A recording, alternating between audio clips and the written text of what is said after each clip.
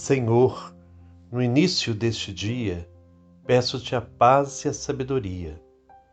Torna-me uma pessoa virtuosa, espelho de tua bondade neste mundo. Quero contemplar tuas criaturas com olhar cheio de amor, cuidado e compromisso com a justiça. Concede-me percorrer o caminho aberto por Jesus, narrado pelo evangelista Mateus, buscando o discernimento necessário para que meu estar neste mundo seja pleno de sentido e todos que comigo conviverem sintam a tua presença. Que eu possa chegar à noite com o coração em paz, por ter cumprido a vossa vontade e não ter permitido que meu dia passasse em vão. Eu posso dizer com Jesus: sim, Pai, porque assim foi de teu agrado. Amém.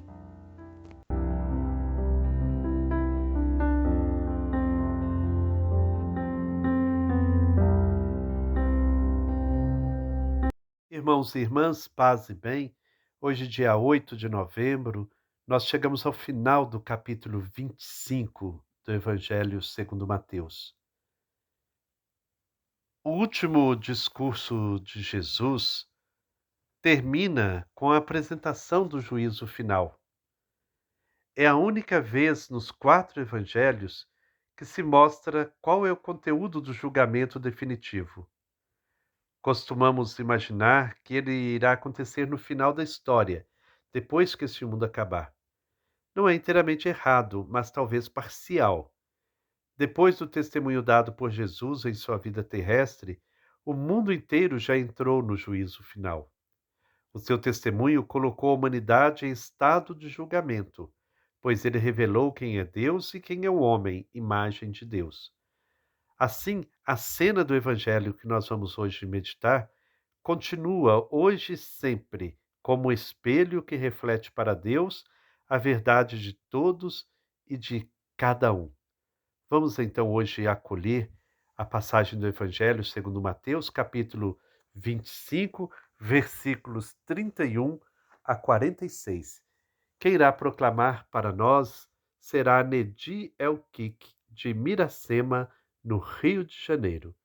Todas as vezes que fizerem isso a um dos meus irmãos mais pequeninos, foi a mim que o fizeram. Acolhemos então a palavra que hoje nos é dirigida.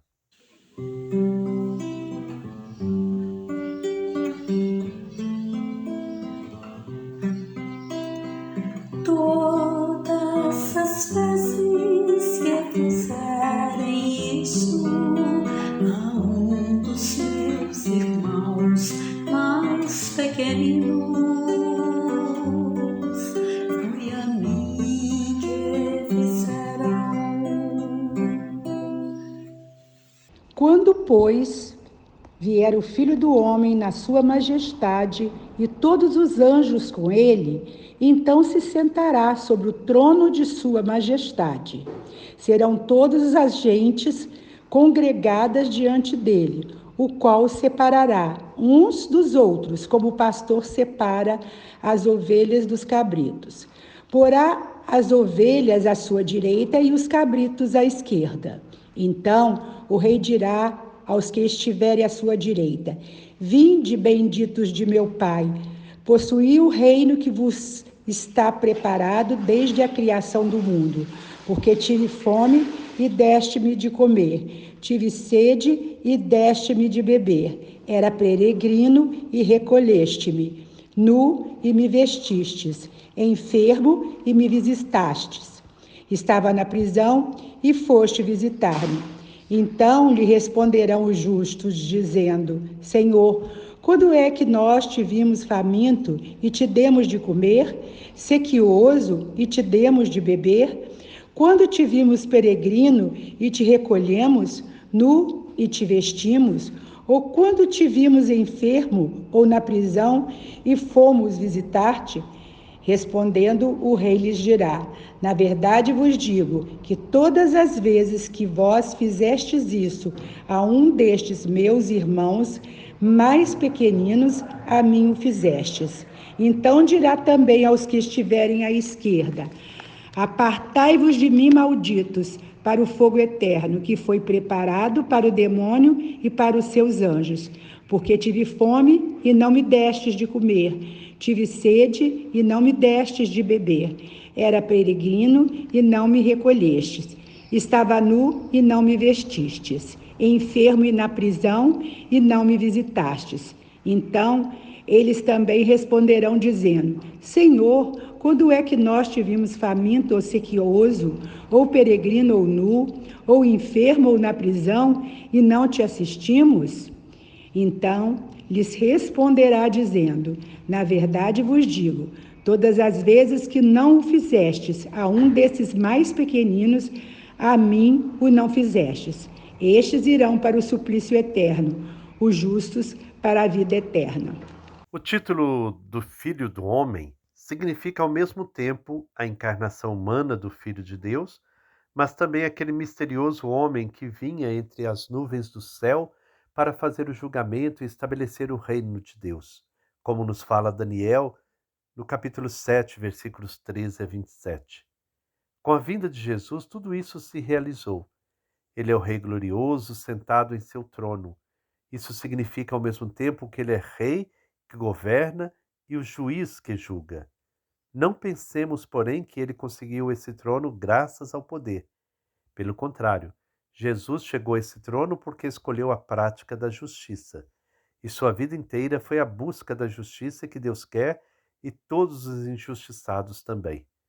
É a prática dessa justiça que qualifica a pessoa para o governo e o julgamento. E isso acontece a cada momento da história. O juízo final vem acontecendo sempre e para todos. Não há quem não trema de medo ao pensar nele. Todavia, o que é este julgamento? Nossa fantasia costuma imaginar sentenças e castigos catastróficos, às vezes por causa de ninharias morais. E não é isso. Julgamento na Bíblia é a revelação da verdade, onde todas as coisas perdem sua máscara e se mostram como realmente são diante de Deus, que é o espelho perfeito, onde tudo pode se refletir e se reconhecer. O julgamento do Rei da Justiça não é arbitrário, ele apenas mostra a verdade.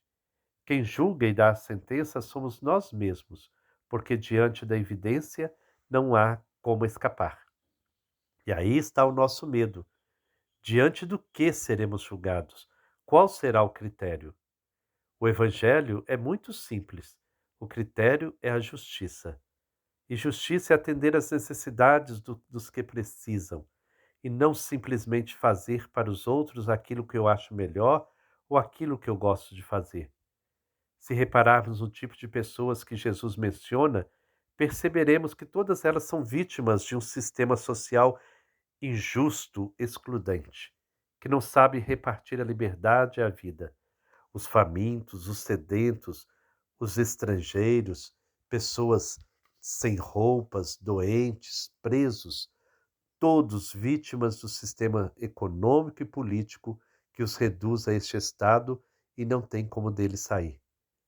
Numa só palavra, o critério de julgamento é a nossa atitude diante daqueles que são excluídos. Poderíamos entender, e muitos assim o entendem, que praticar a justiça é simplesmente dar um prato de comida a um faminto, consolar um doente, visitar um preso, sem se preocupar em tirá-lo dessa situação.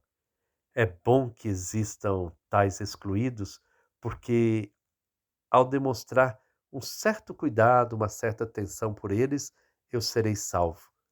Quantas pessoas colocam a sua salvação pessoal acima da dignidade do próximo?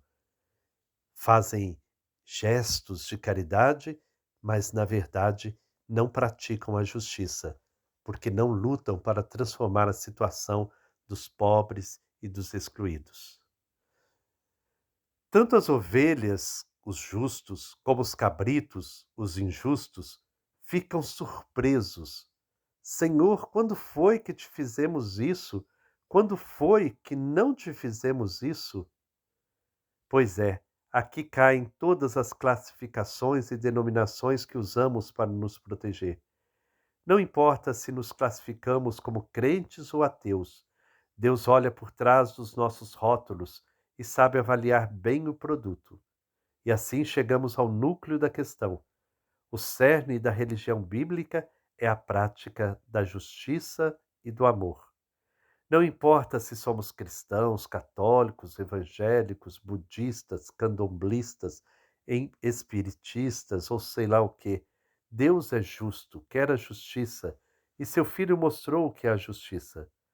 Podemos dar a Deus o nome que quisermos, mas a sua vontade e o seu projeto permanecem. Ele quer a justiça, e é diante disso que seremos julgados. Na verdade, aí está o verdadeiro ecumenismo, praticar a justiça. As ovelhas desta parábola certamente nunca pensaram que praticando a justiça estavam prestando maior culto a Deus. Os cabritos certamente pensavam que o culto religioso era tudo o que Deus queria, mas se enganaram. Deus não quer nada para si. Além de dar tudo o que tinha, entregou-se a si mesmo para dar a vida a todas as criaturas.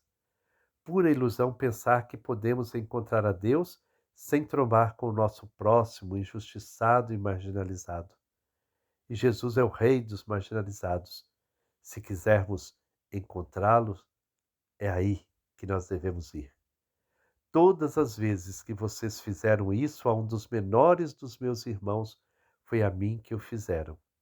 Aqui está o ponto mais alto da encarnação do Filho de Deus, espelho para todos nós. No antigo hino da carta aos Filipenses está dito que Jesus renunciou à sua condição divina, assumiu a condição humana e dentro desta foi ao mais fundo, até chegar à morte na cruz. Filipenses capítulo 2, versículos 6 a 11. O mais fundo é assumir a causa dos marginalizados e lutar por ela. O resto vem logo, a cruz. Defender a causa dos marginalizados é denunciar a ordem justa que os produz. Uma ameaça que a ordem justa não perdoa.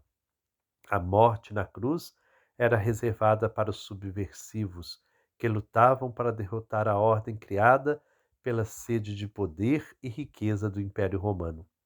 Hoje os impérios são outros, mas a sede continua a mesma e os marginalizados se multiplicam. Que nós tenhamos compreendido a mensagem de hoje. Sebastião Farinhada, Eliane, então é com vocês. Olá, Frei Gilberto, bom dia, Farinhada. Saudações franciscanas a vocês, queridos irmãos e irmãs, que nos acompanham mais uma vez nessa manhã para oração e reflexão. Paz e bem. Na passagem de hoje, Jesus deixa claro que no dia do juízo final seremos julgados pela justiça que praticamos ou deixamos de praticar. E quem nos irá julgar são os pobres excluídos, porque deles é o reino dos céus. Não é isso, Farinhada? É isso mesmo, Eliane. Bom dia, Frei Gilberto. Paz e bem. A justiça é que nos conduzirá à vida eterna. Isso está no livro da sabedoria. Ela nos volta para o outro e nos aproxima de Deus. Eliane, nós, na vida de comunidade, será que a gente está vendo, enxergando Jesus no pobre, no morador de rua, nas pessoas que vivem hoje nessa situação de extrema pobreza e de miséria? Será que conseguimos ver Jesus nessas pessoas? Buscai primeiro o reino de Deus e a sua justiça,